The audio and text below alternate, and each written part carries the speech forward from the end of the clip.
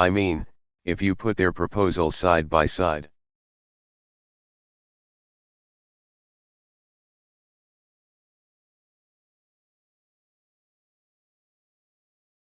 They're all pointing in the same direction, and the differences are primarily tactical.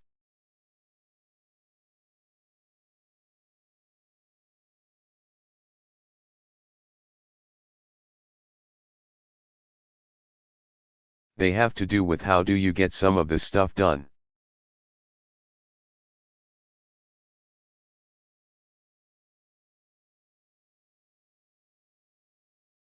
So that doesn't mean that those aren't serious questions to ask and debate.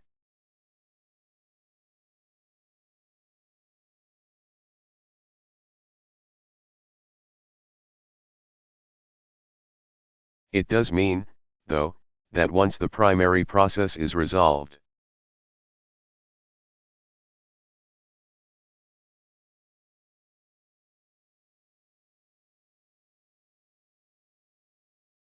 the ability for us to pull together around a common vision that is in sharp contrast to the vision that's being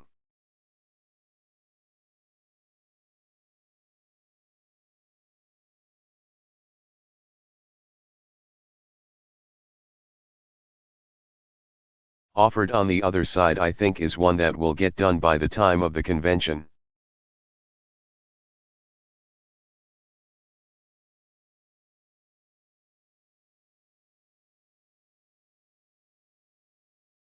I would urge and have urged both sides to try to stick to the issues.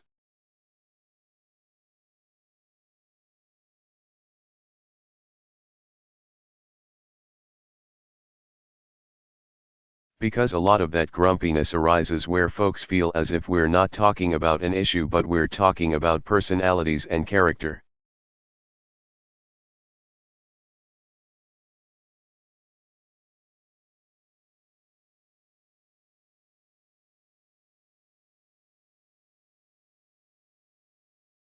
And they're both good people.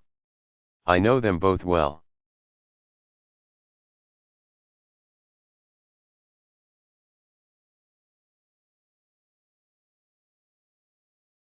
And I think that it's important for us to try to end this in a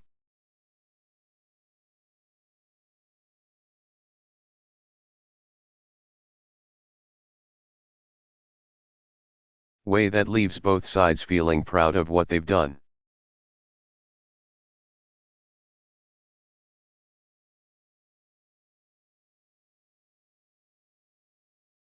And both sides have run serious, competitive races, and debated issues in a serious way.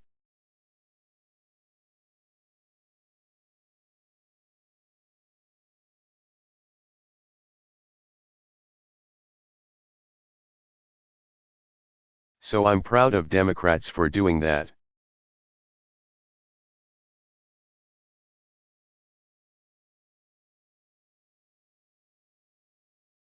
And, Carol, as you know, I sure know, because I've been through this a bunch of times there.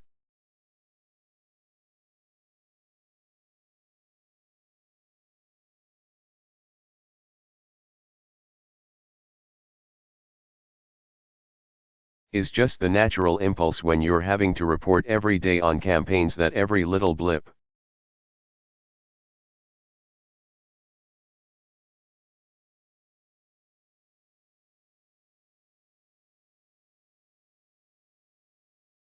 speed bump, conflict, trash talking that takes place is elevated, not to mention polls.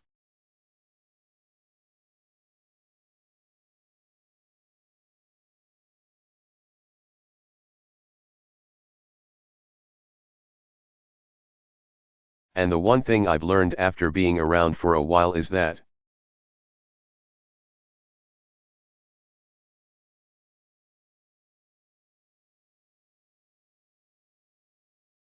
kind of day-to-day choppiness is not indicative of longer-term trends.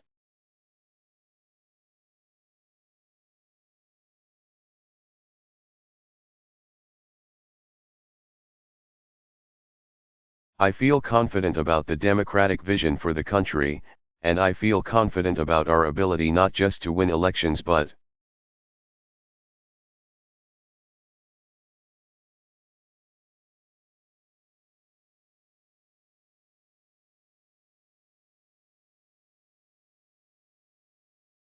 More importantly, to deliver on behalf of the American people and the issues they care about.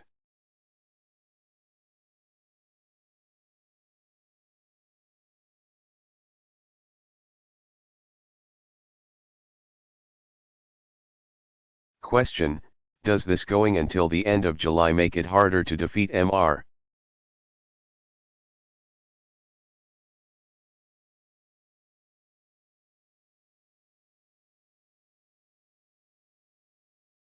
Trump?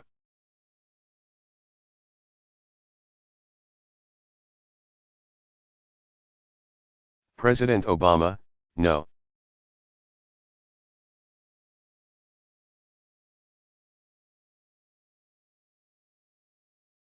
Look, would it be nice if everybody was immediately unified and singing Kumbaya?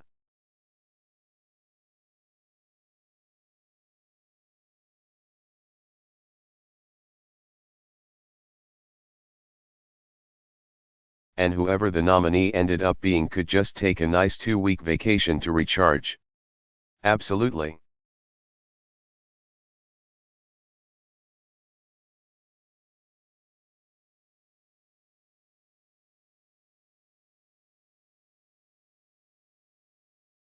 I guarantee you that the eventual nominee sure wishes it was over now, because this is a grind.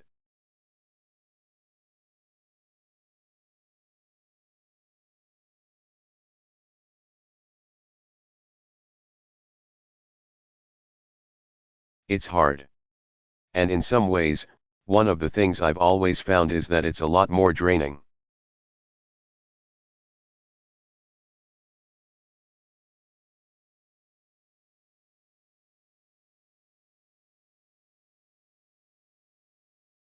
Arguing against your friends than it is arguing against your political opponents. It weighs on.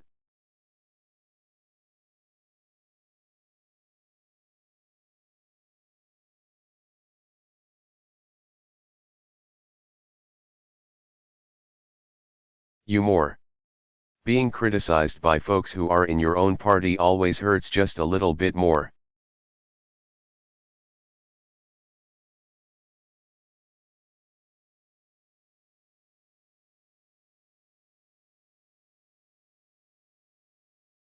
And so it takes a little energy out of you.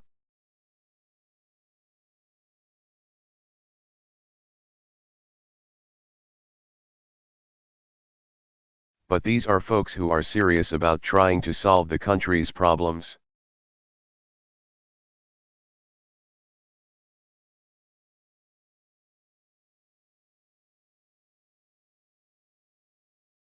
They're both veterans of the political grind. And so they're going to hold up.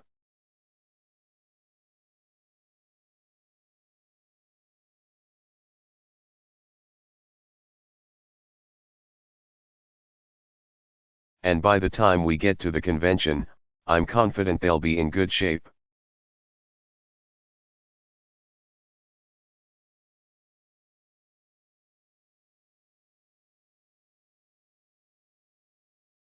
As a special bonus, I'm going to take one more question.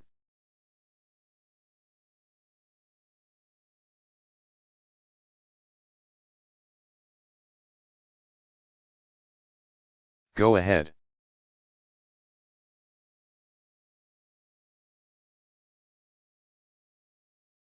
Question: thank you, Mr.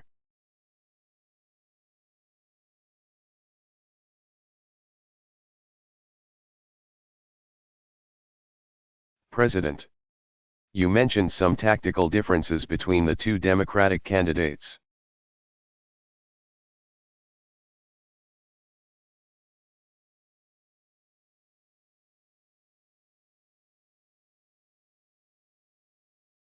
But when you hear Bernie Sanders speak,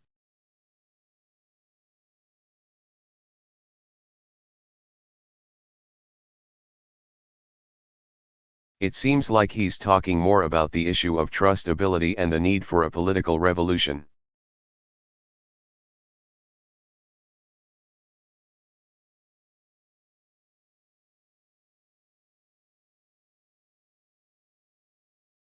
And just yesterday we saw that the State Department's Inspector General put out a report about Secretary Clinton's emails.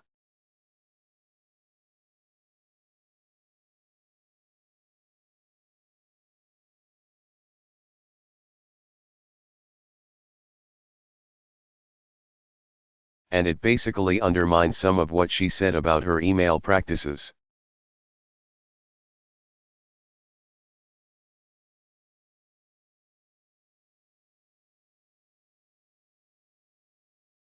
I'm wondering if you think that undermines her trustworthiness with the American people.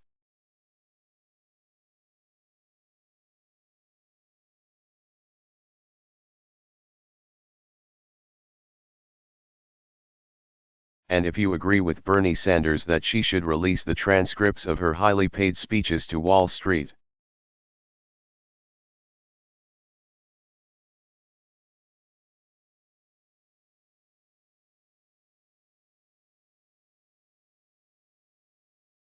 President Obama, okay.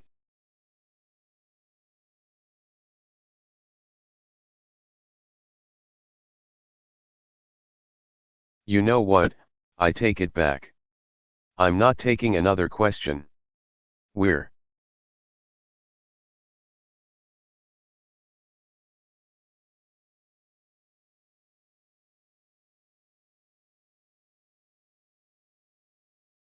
in Japan. Don't we have something on Asia that we want to talk about?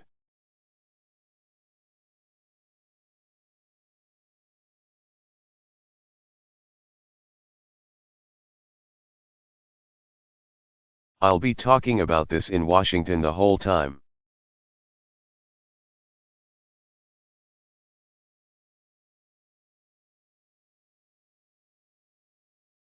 Look, I've already said a lot about those issues.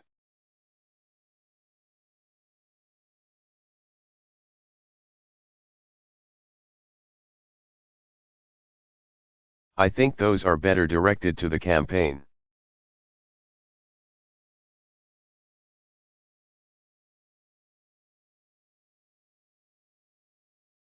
As I said before, during the course of a primary people say what they think might help them get some votes.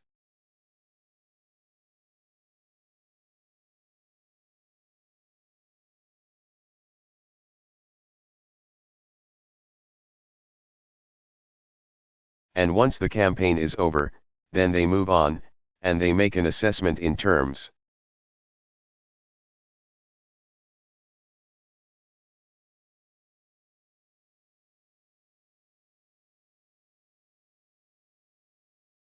of how they can make sure that the vision they care most deeply about has the best chance.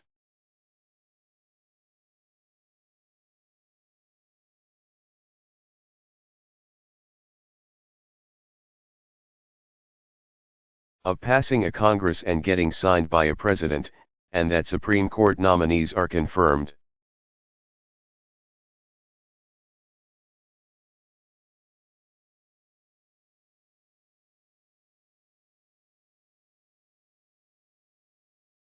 And all the things that make for a functioning, effective government.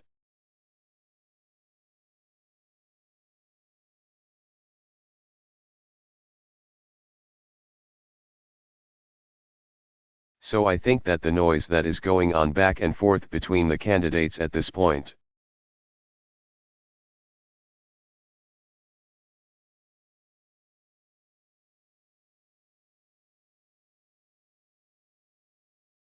if you want insights into how they're thinking about it, those should be directed to them.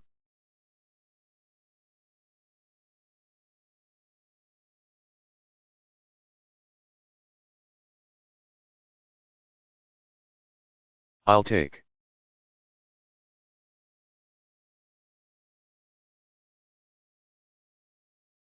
Question, can I have another question?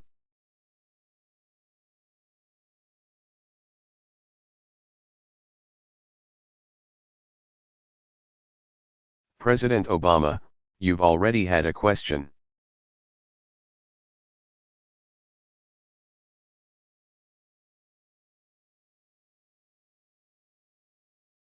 So if I'm going to ask another question, I think it's fair to give it to.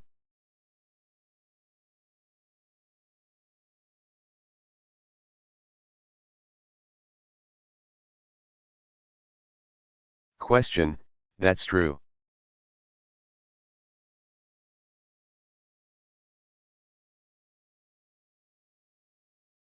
Question, can I ask you your thinking on the new Taliban?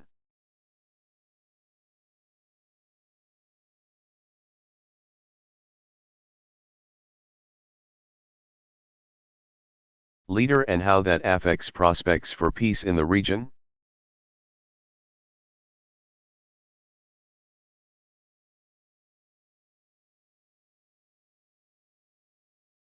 President Obama, well, as I was saying to my team,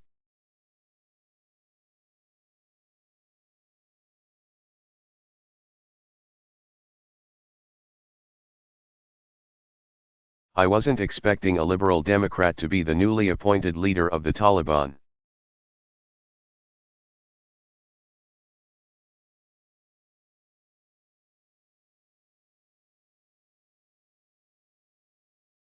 So this continues to be an organization that sees violence as a strategy.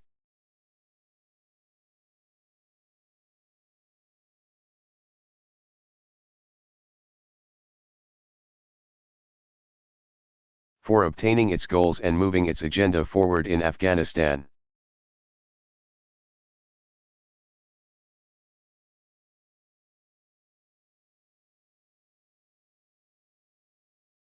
We have a democratically elected government in Afghanistan that we're supporting.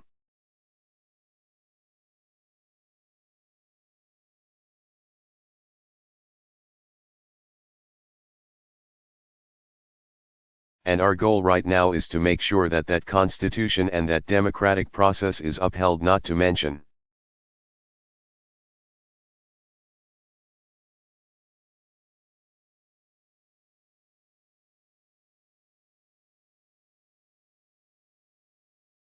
that we're able to maintain the counter-terrorism platforms that we need in that region so that Al-Qaeda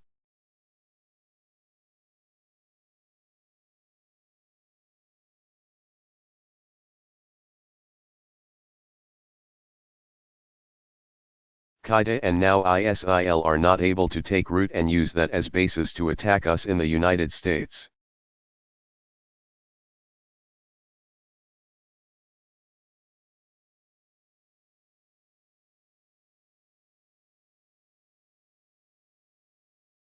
My hope, although not my expectation, is that there comes a point at which the Taliban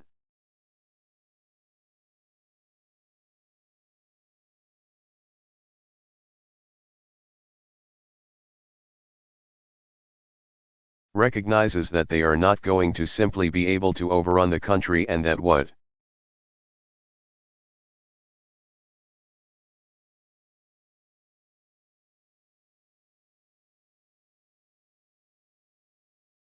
they need to be doing is to enter into serious reconciliation talks that are led by Afghans.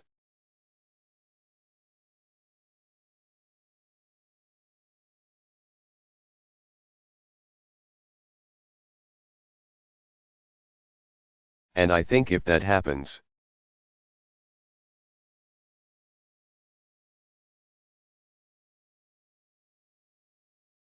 that's something that the United States and others in the world community would support.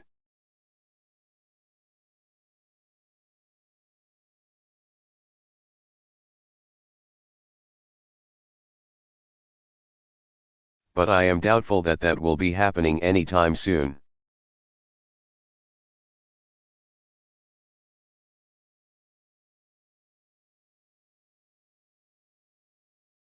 And we'll have to wait and see how those things develop.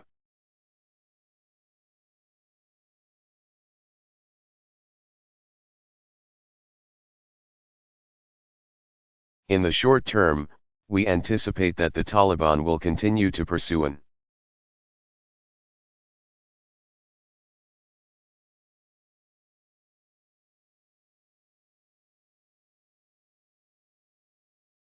agenda of violence and V-beds and blowing up innocent people.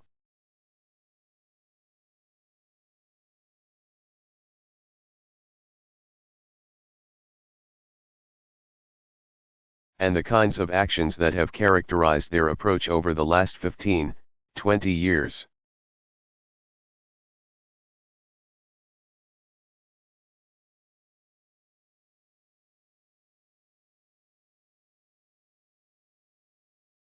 But I do think that there will come a point, perhaps not this year, next year.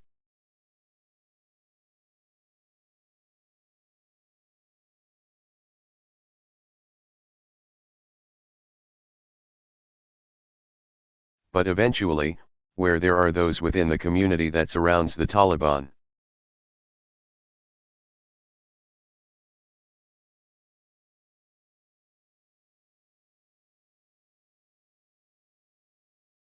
At least, that recognize their goals are best achieved by negotiations.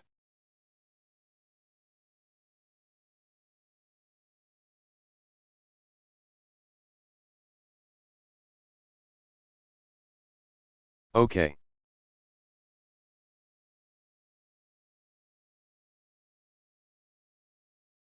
Question, and on the Vietnamese activists that were banned from the meeting.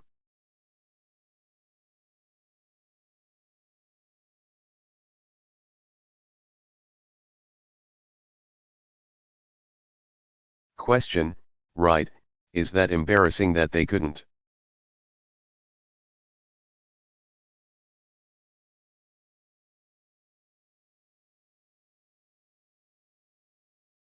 President Obama, to me, or to them?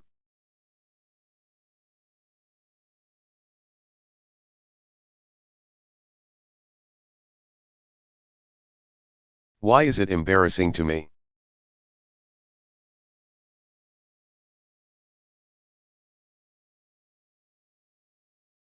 Question, well, because you invited these people and they didn't show up.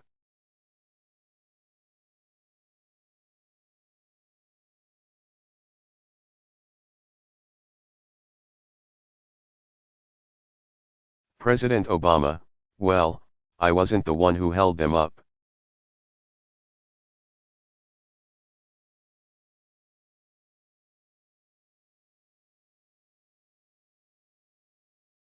Look, I was very blunt with the Vietnamese government.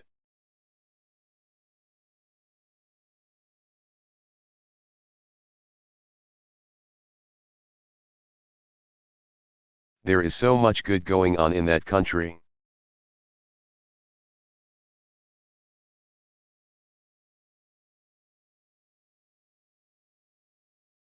And what I indicated to them is that these kinds of heavy-handed actions end up being entirely counterproductive.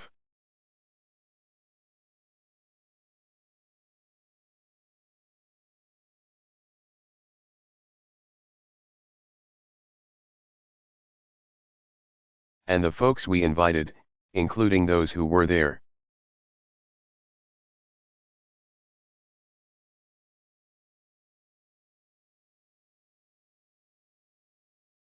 Are people that are prepared to have a constructive conversation with the government about how to advance peace and prosperity.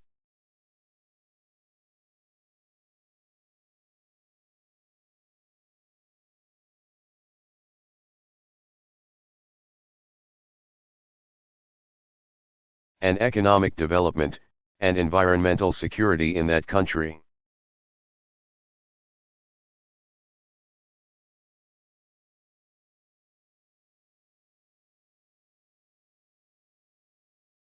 And my general message, as you heard at the youth town hall meeting, is harness that talent.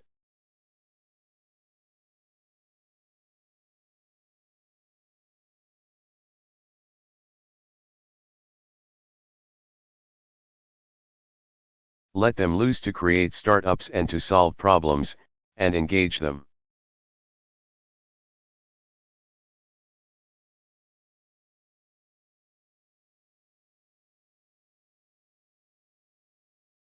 It's the same message I had with Cuba.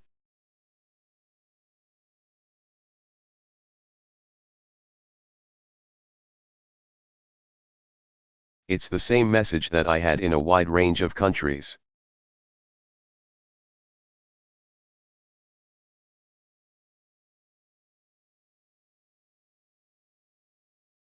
where you still are seeing serious problems with human rights.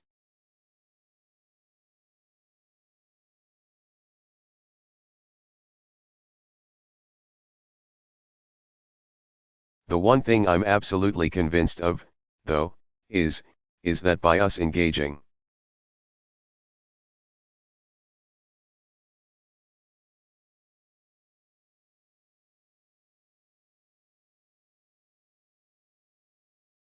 by us meeting with civil society activists, it helps move the ball, it moves the needle.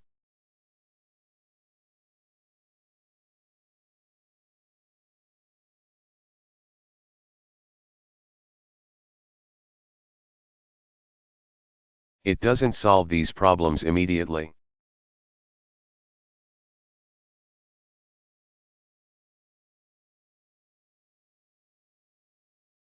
Right now Burma/Myanmar is undergoing this democratic transformation.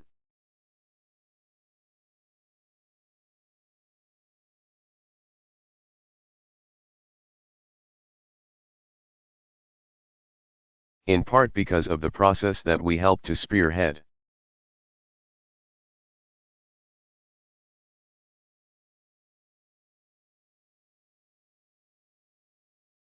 They are going through revolutionary changes over the last several years.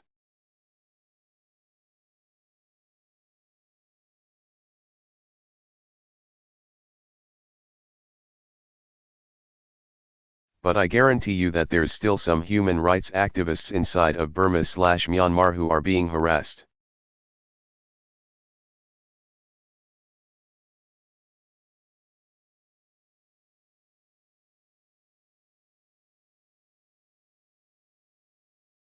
Are not able to speak freely.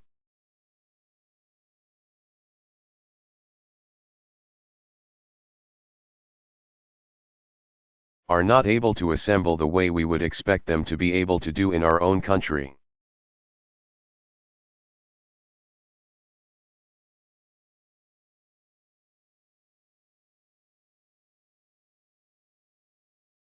When I went to Cuba and I met with those dissidents, one of the individuals who was there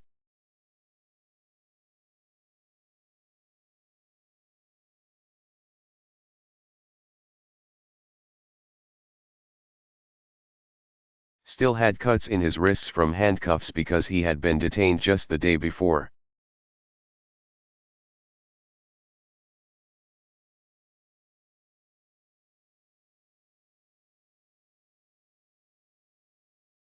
I didn't come out of that meeting thinking the problems of human rights in Cuba are solved.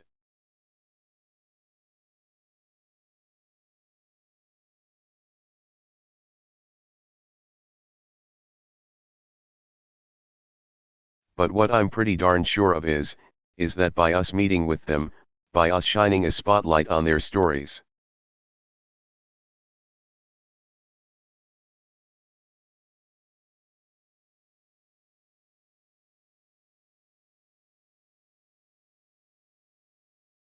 by us indicating not that we were going to dictate how these societies develop,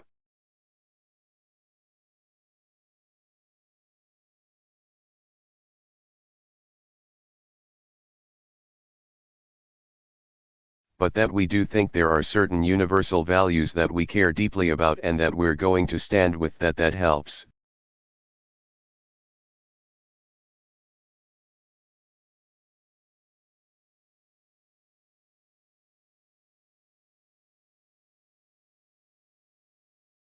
And that, I think, is the biggest lesson over the course of the 7 years as we've been.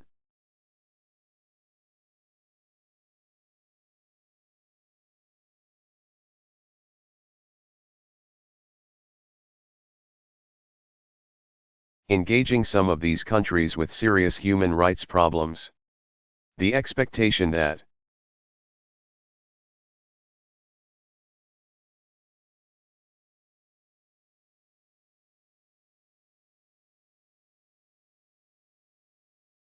I think sometimes we've had that we just stand back and scold.